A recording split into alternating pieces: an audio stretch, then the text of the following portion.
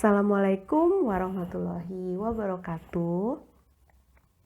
Ketemu lagi dengan saya di jurnal harian yang ke-6 mengenai etika publik. Nah, ketika seseorang memilih karir hidupnya sebagai aparatur sipil negara, maka sejatinya ia telah menjadi bagian dari suatu kekuasaan yang perilakunya itu berimplikasi atau berdampak pada kepentingan masyarakat luas. Sehingga masyarakat memiliki tuntutan dan harapan yang tinggi pada aparatur sipil negara atau yang sering dikenal dengan aparat pemerintah. Saking tingginya harapan dari masyarakat, tidak mengherankan bahwa perilaku dari seorang ASN itu diperhatikan dan menjadi sorotan tajam. Sehingga kadangkala ketika kita melakukan perbuatan yang negatif akan mendapatkan cemoohan, sindiran, bahkan cacian.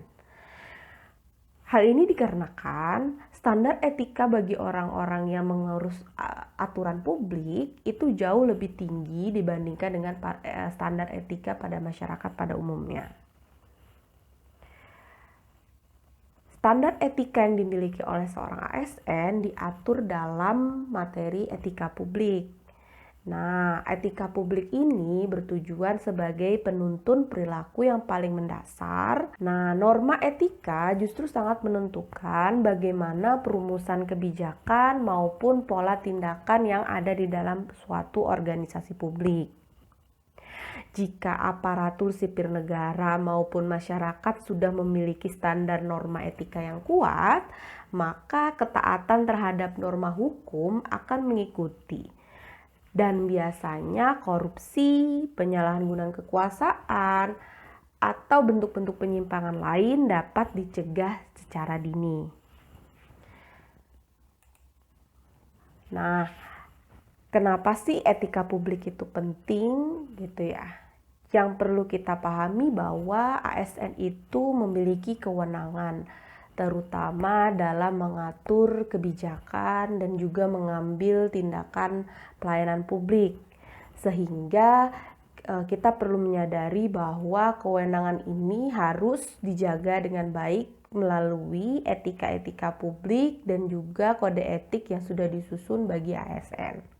Publik itu menyoroti ASN sehingga citra ASN di masyarakat itu sangat diperhatikan.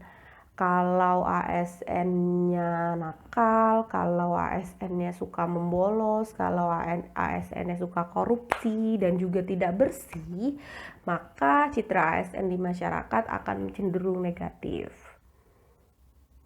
Nah, etika itu penting sebagai syarat sebuah keberhasilan. Ketika kita memiliki suatu etika yang baik, ketika kita memiliki integritas yang luar biasa, maka orang-orang akan terus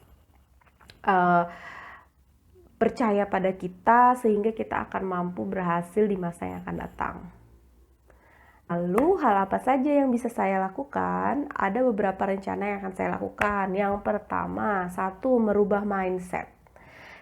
Merubah mindset bahwa kita sebagai ASN bukan lagi sebagai seorang penguasa, tapi kita adalah pelayan bagi masyarakat.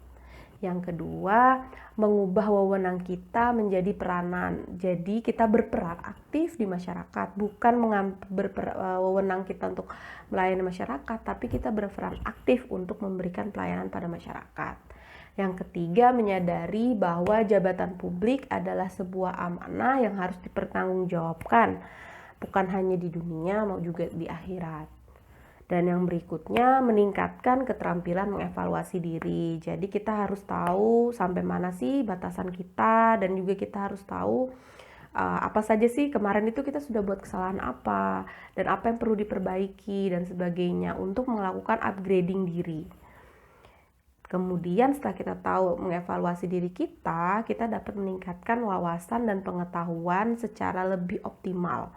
Jadi kompetensi diri kita akan meningkat. Dan kita harus punya keyakinan positif bahwa kita mampu memberikan pelayanan yang terbaik kepada masyarakat. Dengan kita terus belajar, berlatih, dan menikmati proses belajar, maka kita akan bisa menjadi ASN yang unggul dan berintegritas.